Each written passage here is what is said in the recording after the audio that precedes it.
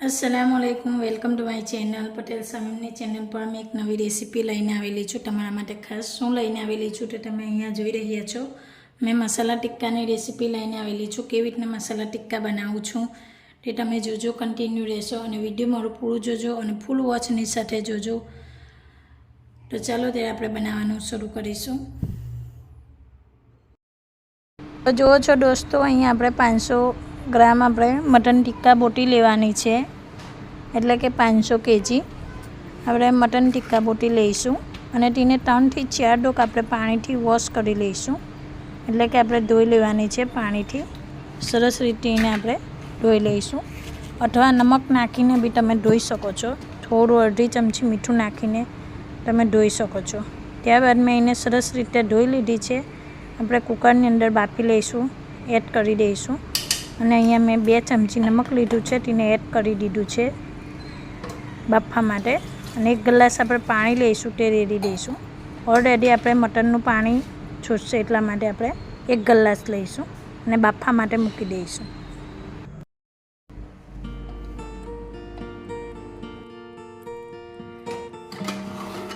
તો જુઓ છો દોસ્તો, અહીંયા મટન એકદમ બફાઈને રેડી થઈ ગયું છે, એકદમ સરસ રીતે જુઓ છો, એકદમ સરસ રીતે બફાઈ ગયું છે અને બધું પાણી બળી ગયું છે। જુઓ છો, આ રીતે આપણે 1 ગ્લાસ પાણી રેડીને આપણે ને બાફી લેવાનું છે। હવે એને આપણે બાઉલની અંદર કાઢી લઈશું। તો હવે આપણે અહીંયા દહીં લઈશું। અમૂલ દહીં લેવાનું છે। અહીંયા મેં 250 ગ્રામ મોળું દહીં લીધેલું છે। અહીંયા 250 ગ્રામ જેટલું આપણે દહીં લઈશું।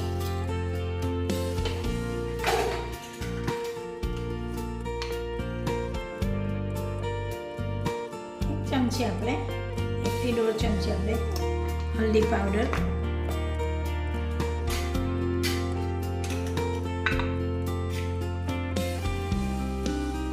2 ચમચી ધાણા જીરું પાવડર,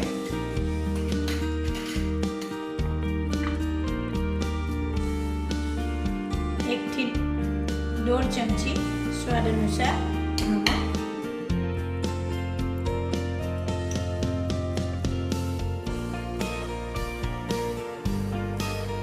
2 થી 2.5 ચમચી લાલ મરચું પાવડર, 1 ચમચી ચીલી પેસ્ટ નાખેલો છે મેં,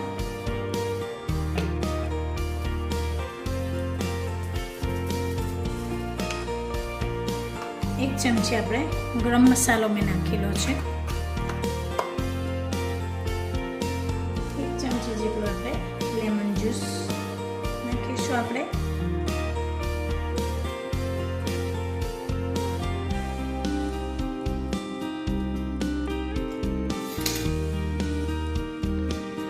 ત્યારબાદ આપણે એને મિક્સ કરીશું।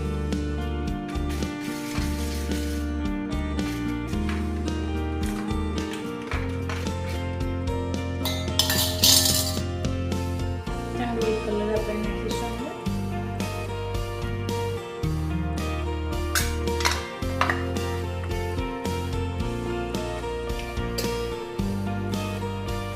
ત્યારબાદ આપણે ઓઇલ નાખીશું 1 ચમચી જેટલું,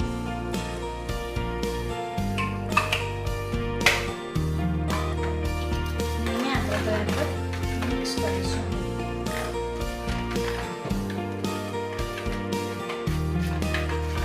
એકદમ સરસ રીતે આપણે પીટી લઈશું, આ રીતે લઈને અને મિક્સ કરીશું બરાબર।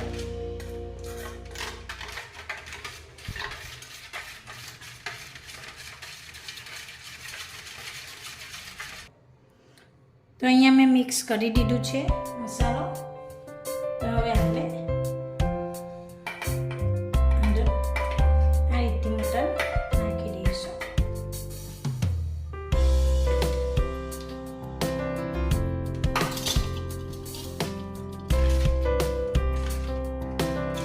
એને આ રીતે અંદર મિક્સ કરી દઈશું।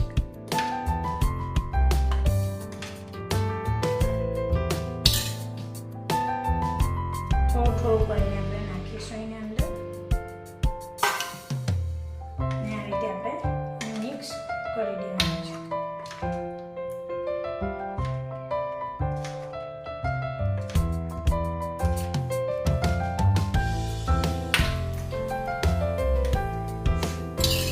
તે આપણે 5 થી 10 મિનિટ એને રેસ્ટ કરવા મૂકીશું. એને ઢાંકીને આ રીતે અહીંયા આપણું 10 મિનિટ જેવું થઈ ગયું છે, 5 થી 10 મિનિટ. તો હવે આપણે આ રીતે મોટી સીલી લઈશું. આ રીતે મોટી લેવાની છે. અહીંયા આપણે સરસ રીતે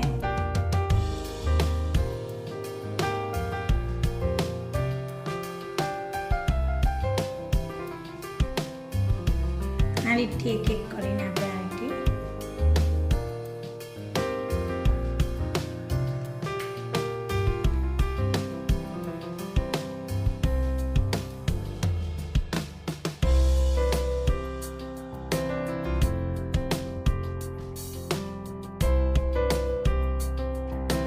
મારો વિડીયો ફૂલ વોચની સાથે જોજો અને કન્ટિન્યુ જોજો અને પૂરો વિડીયો જોજો તો તમને સમજ પડશે કે હું કેવી રીતના બનાવું છું.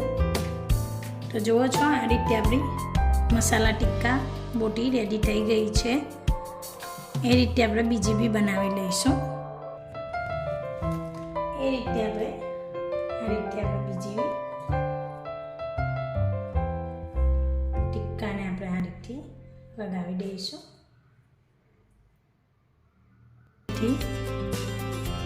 રેડી થઈ ગઈ છે. એ રીતે આપણે તમને બીજી બતાવીશું. આ રીતે આપણે લગાવવાની છે.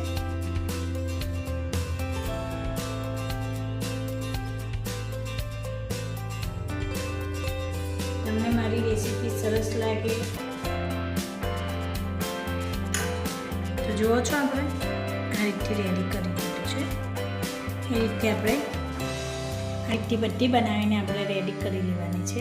હું તમને બનાવવા પછી બતાવીશ બધી. તો જુઓ છો અહીંયા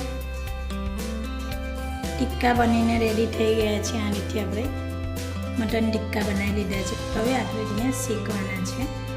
પહેલાં આપણે તેને ચટણી બનાવીશું. તો હવે આપણે ચટણી બનાવીશું. એની અંદર લઈશું ધોઈને કોળીના મરચું કોળીશું. અને આપણે આજે 2 ચમચી જેટલું છે એને આપણે એડ કરીશું.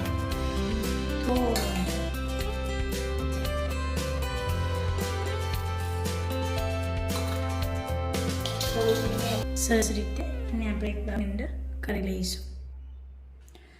તો અહીંયા જુઓ છો મેં બટર લીધો છે. બટરને આ રીતે આની મદદથી મેં છીની લીધું છે બટર. તો હવે એની અંદર આપણે ચટણી નાખીશું. ગ્રીન ચટણી.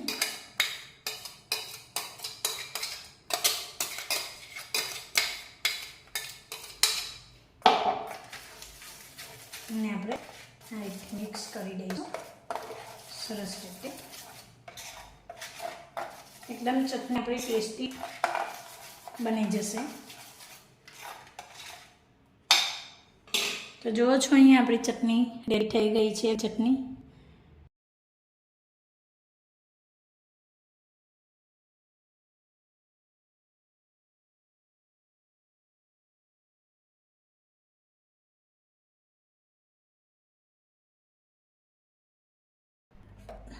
તો હવે આપણે મટન ટિક્કાને શેકી લઈશું.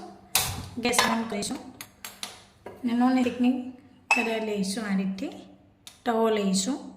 તવામાં આપણે થોડું તેલ રેડીશું. તેલને આપણે 5 થી 10 મિનિટ એને ગરમ થવા દઈશું. 5 મિનિટ આપણે બહુ તો 5 મિનિટથી પણ એ ગરમ થવા દઈશું. તો આપણું તેલ ગરમ થઈ ગયું છે. તો હવે આપણે એને શેકી લઈશું. અને આપણે બહુ શેકવાના નથી. આ રીતે આપણે એક એક કરીને શેકી લઈશું.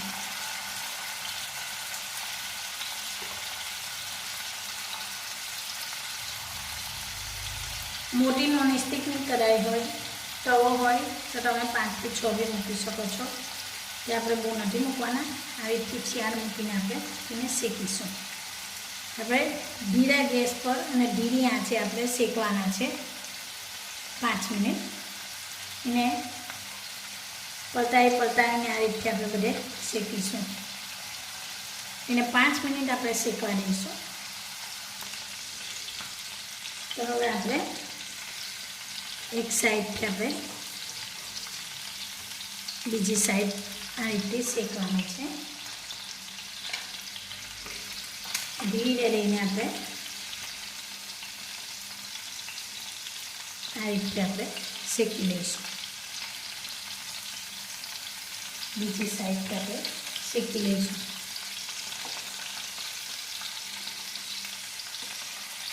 ધીરે રહીને આપણે નીચેથી તેને ચીપકી જાય એટલે આપણે આની મદદથી આપણે આ રીતે પલટાવીશું અને શેકીશું. આપણે બંને સાઈડ આ રીતે આપણે શેકવાની છે. આપણે આ રીતે આપણે બીજી સાઈડે આપણે આ રીતે પલટાવી દઈશું. અને સરસ રીતે બધી સાઈડથી આપણે શેકાવા દેવાની છે. એમ થઈને આપણે બહુ નથી શેકાવા દેવાની. આપણે કુકરની અંદર બાકી લીધી હતી એટલા માટે.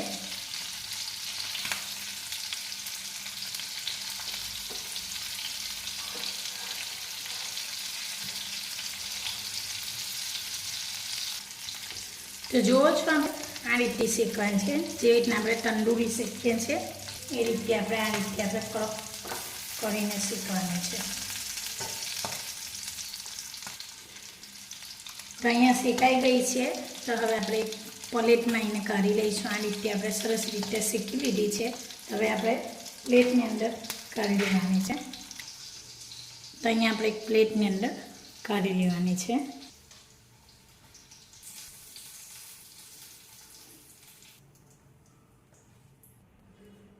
તો હવે આપણે આ રીતે આપણે બીજું શેકાવા દઈશું.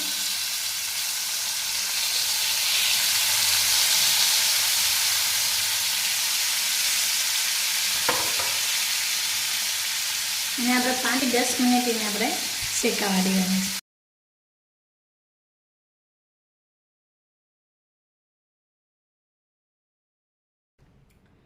તો આપણા બીજા બી આ રીતે તળાઈને રેડી થઈ ગયા છે. તમે અહીંયા કાઢી લઈએ છીએ આ રીતથી. અહીંયા મેં પ્લેટની અંદર કાઢી લીધા છે.